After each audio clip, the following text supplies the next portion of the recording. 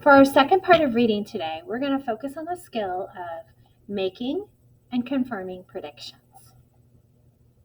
Predicting what a text will be about helps readers set a goal for reading. Now, we can start right now making predictions. Before we even read a story, good readers will look at the title of the story. The title of the story that we're going to be reading is called Brothers at Bat. So what kinds of things in your head are you predicting already that this story is going to be about? We can also look at the illustration. Take a look at the picture or illustration on the title page. What do you see? What does it make you think that this story is going to be about?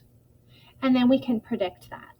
In the upcoming slides, you're going to be asked to type out what you think this story is going to be about, even before reading it. Because we know if we're real readers, we don't just read the words, we think while we're reading. During reading, we can also make predictions. We can stop and think every couple of pages, what do I think is going to happen next? How do I think it's going to end?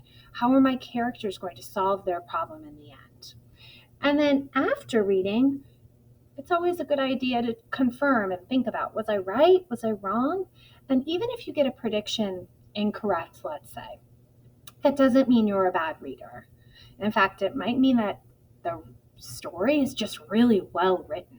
There's a twist at the end that you didn't think about, right? So when we confirm our predictions to see if it's correct, if our prediction was correct or incorrect, which you're going to do at the end of today's lesson, that doesn't mean that you're a bad reader by any means, or that you made a mistake or you got something wrong.